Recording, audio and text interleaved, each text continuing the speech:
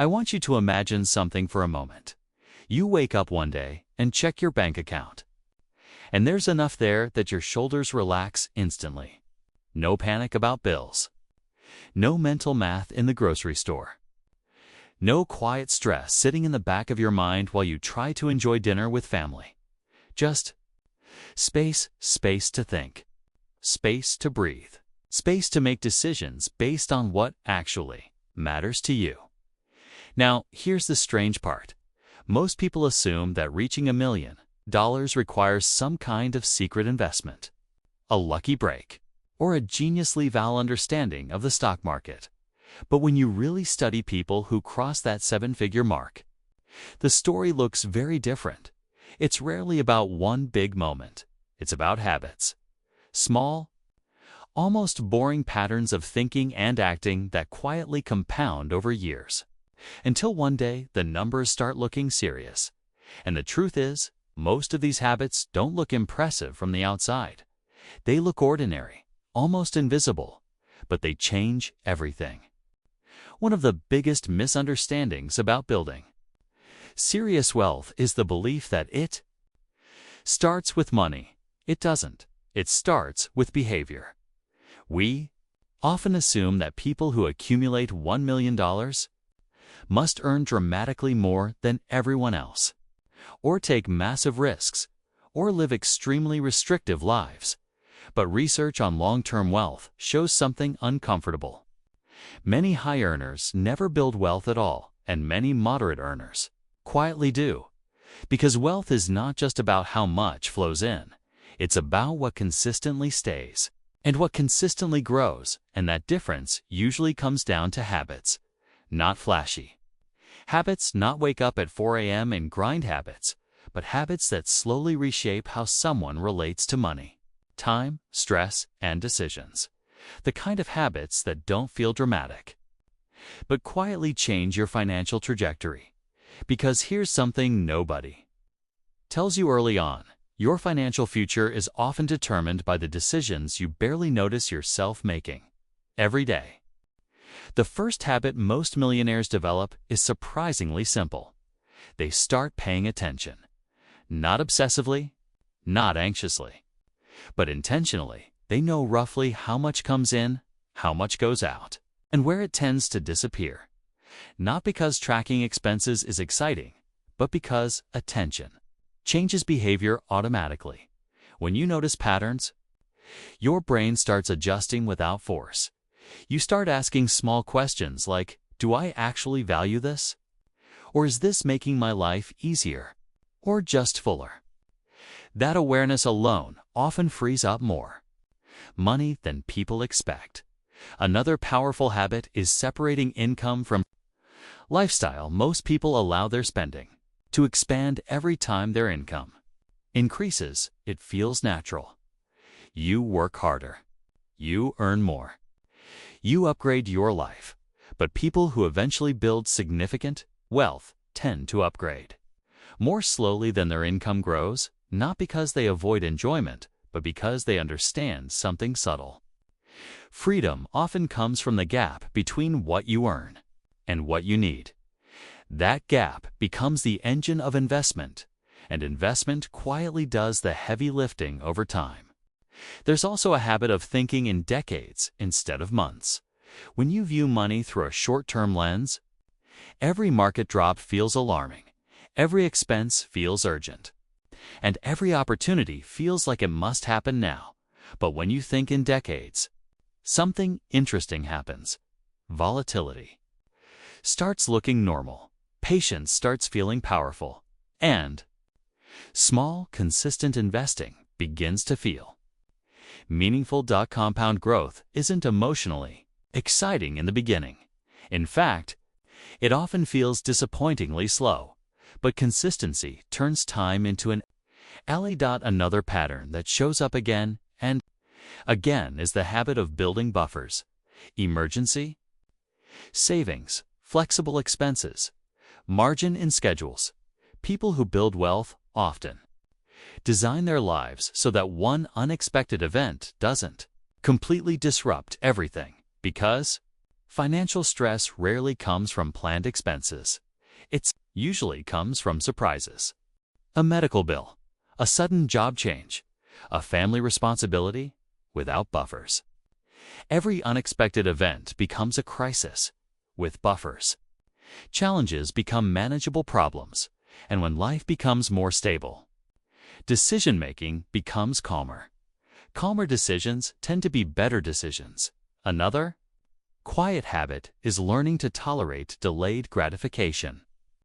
But without becoming extreme, people sometimes imagine wealthy individuals as extremely frugal or restrictive, but the reality is more balanced. They spend intentionally. They enjoy things that genuinely improve their quality of life, but they avoid spending automatically.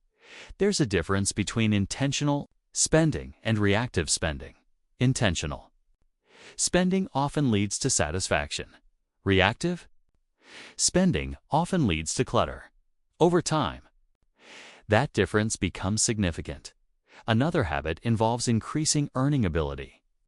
Gradually over time, not through constant hustle, but through skill development. People who eventually reach high net worth often become slightly better each year at something valuable: communication, problem solving, leadership, technical skills, negotiation. They treat skills like assets that can grow, and those assets tend to increase income stability over time, which makes investing easier, which accelerates compounding. Another common habit is avoiding high-interest debt whenever possible, not because debt is inherently evil, but because high interest quietly works against you. Compound interest can either support your future or slowly pull resources away from it. Credit card balances, for example, often grow faster than investments in the early years. Eliminating that drag gives your money more space to grow. People who build serious wealth also tend to automate good decisions, automatic transfers into savings, automatic investing, automatic bill payments. Because relying on motivation every month is exhausting. Automation reduces the need for constant willpower, and when friction decreases, consistency increases. Another powerful habit is surrounding themselves with conversations that normalize long-term thinking. Environment shapes behavior more than most people realize. When everyone around you is focused on short-term spending, patience feels strange. When long-term thinking becomes normal, consistency feels easier. People underestimate how much social influence affects financial choices. Another subtle habit is learning to say no without feeling guilty. Not no to everything, just no to things that don't align with their priorities. Social pressure can be expensive. Unplanned trips. Impulse upgrades, lifestyle expectations. Learning to politely decline sometimes protects future freedom, and surprisingly, most people respect it more than we imagine. There's also a habit of reviewing progress occasionally, without obsessing, not checking investment accounts daily, not reacting emotionally to every fluctuation, but checking enough to stay engaged, because awareness helps maintain direction. Then there's the habit of avoiding extreme risk-taking in search of shortcuts. Fast money stories are incredibly appealing. They promise speed, excitement, escape, but most millionaires reach that level through steady growth, not dramatic bets.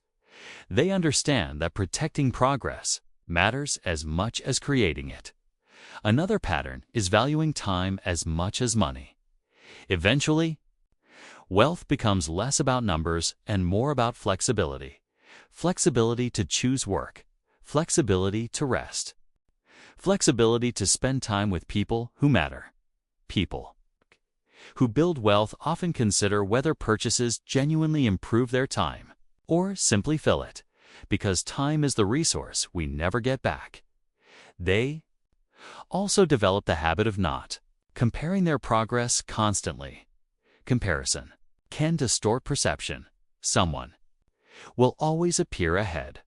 Someone will always appear behind. But financial journeys are deeply personal, different. Responsibilities, different. Starting points, different timelines. Comparison often creates pressure that leads to poor decisions. Consistency creates better outcomes than competition. Another habit involves accepting that mistakes will happen. Bad investments, missed opportunities, unexpected expenses. Nobody builds wealth perfectly. What matters more is continuing after imperfections, learning without overreacting, adjusting without quitting. Resilience compounds just like money does. Many people who build serious wealth also avoid defining success purely through visible lifestyle. Because lifestyle inflation has no natural limit, there will always be something more expensive, more impressive, more exclusive. But satisfaction rarely scales at the same rate as spending. Eventually, people realize that internal stability often matters more than external validation. Another quiet habit is keeping financial life relatively simple. Simple portfolios, understandable plans, clear priorities. Complexity often creates stress. Stress often leads to avoidance, and avoidance interrupts consistency. Simple systems tend to last longer. Another habit is viewing money as a tool, not a scorecard. Money can represent security, opportunity, and choice. But when it becomes purely symbolic status, decisions often shift toward appearance rather than substance, and appearance rarely compounds. Another pattern is recognizing that progress is rarely linear. Some years feel slow. Some years feel frustrating. Some years feel uncertain, but long-term trajectories often smooths out short-term irregularities. Patience allows compounding to work, and compounding often looks invisible until suddenly it does. Unsung point. Many people who reach 7 figures describe a subtle realization: the goal was never really the number. The number simply represented relief, the ability to make decisions without constant pressure, the ability to handle unexpected events without panic, the ability to think about the future without feeling overwhelmed. Wealth becomes less about accumulation and more about optionality, the option to change direction, the option to slow down, the option to prioritize differently. And ironically, once this shift happens, financial decisions often become calmer, less emotional, less reactive, because fear decreases. Urgency softens, and clarity increases. The habits that once felt restrictive begin to feel empowering, not because they limit life, but because they expand choices.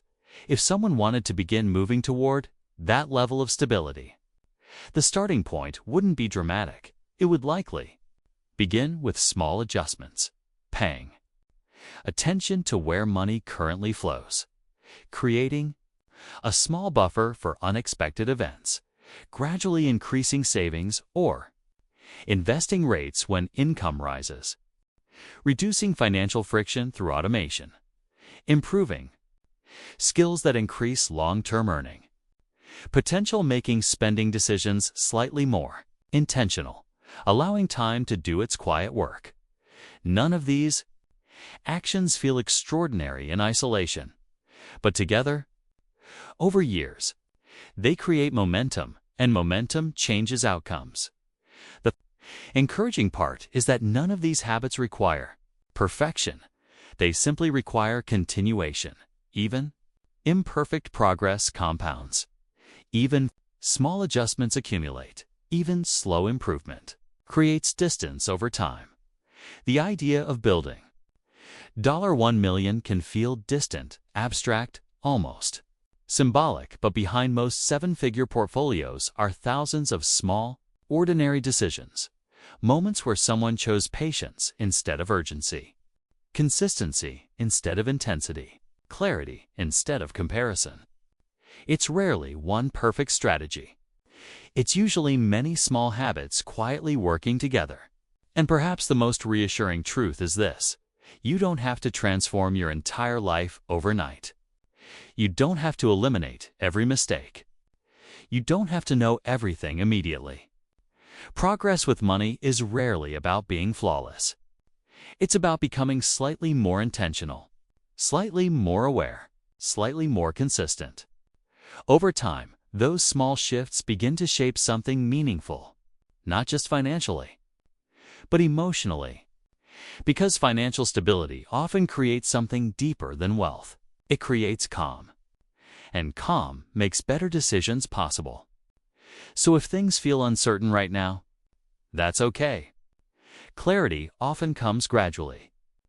Habits often form slowly. And progress almost always happens quietly at first. Keep going.